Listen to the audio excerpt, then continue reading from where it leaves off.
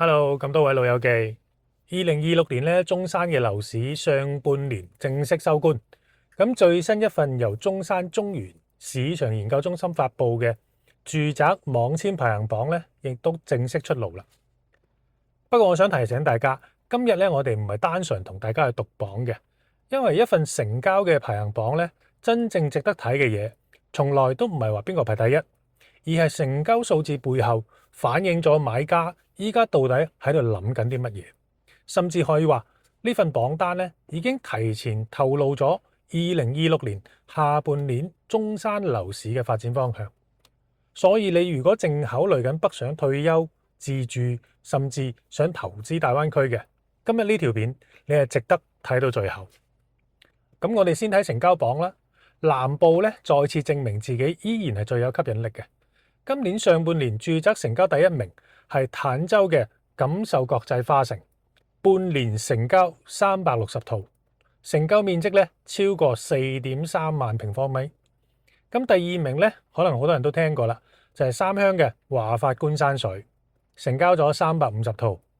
第三名咧就係坦洲嘅日進半島，成交咗267套。咁如果再睇落去咧，第4到第10分別係邊啲咧？陰陽雨神、金溪龍澤、招商津灣府、錦繡海灣城、展瑞江月灣同埋建華龍湖香山頌同埋保利朗月。大家有冇發現呢件事？喺前10入邊咧，大部分都係集中喺南部。點解會咁？原因其實唔難理解嘅。首先，南部一直都係香港同埋澳門買家最熟悉嘅生活圈。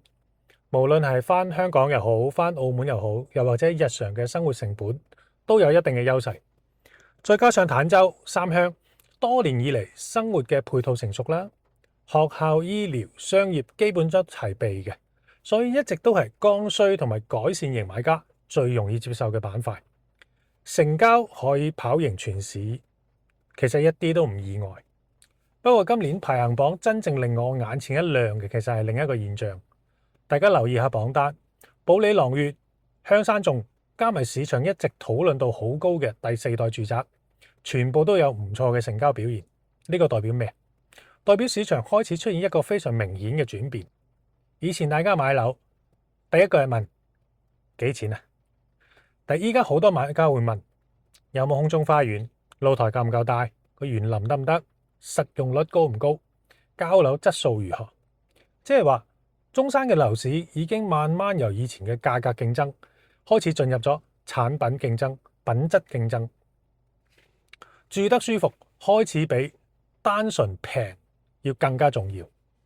尤其是退休人士咧，呢種變化係更加明顯嘅，因為退休咗之後，你每日主要係生活喺屋企嘅，景觀啦、採光啦、通風啦、綠化、公共空間呢啲全部都係直接影響到你嘅生活品質。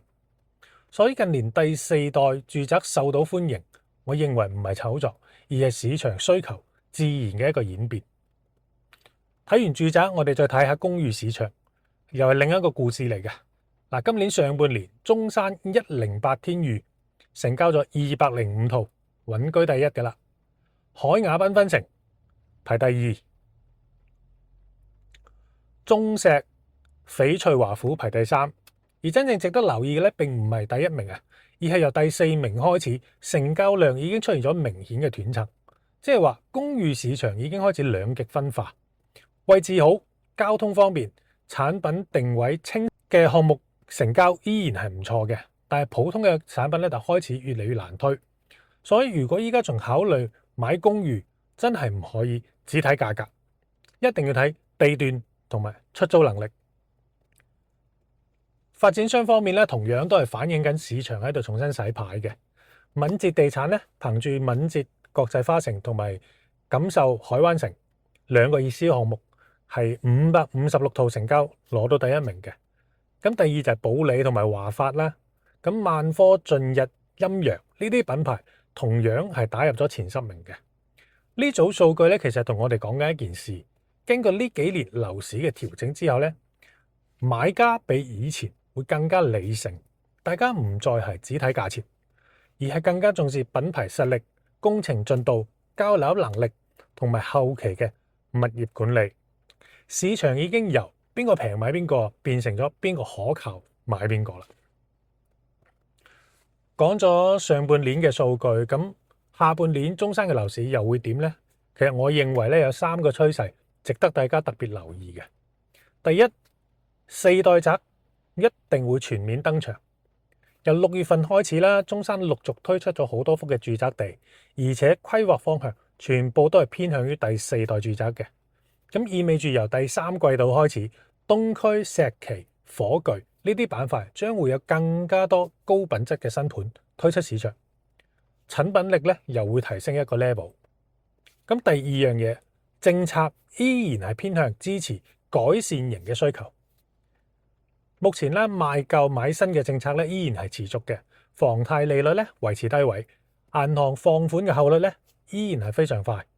咁如果係打算換樓又或者話退休置業，整體環境比前2年咧係更加 nice。第三啦，深中通道帶嚟嘅效應咧仍然未完全釋放嘅。依家大家開始發現啦，深中通道真正改變嘅唔係短期樓價，而係人口嘅流動、產業嘅發展同埋城市嘅價值。咁呢種改變咧需要時間，係咪？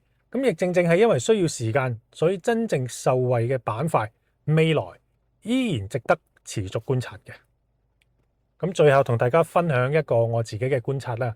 如果話早幾年中山樓市係由價錢決定成交，咁由2026年開始，我認為已經正式進入咗另一個階段。未來真正決定一個樓盤賣得好唔好，一定唔係平，而係產品做得夠唔夠好，品牌夠唔夠穩，交付夠唔夠有保障，生活配套夠唔夠成熟。所以如果你依家準備北上退休，自己住自住又或者話長線持有，其實比起不停咁問樓價會唔會再跌，你更加應該問一問自己一句：5年之後我仲想唔想喺度住？因為真正值得買嘅樓一定唔係最平嗰間嘅，而係10年之後你仍然覺得住喺度舒服、住得安心嘅嗰間。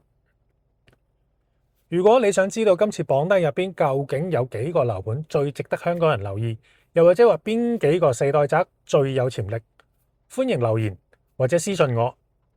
我係 Neo， 我會繼續同大家分享最新最貼地嘅中山樓市資訊。我哋下條片再見啦，拜拜。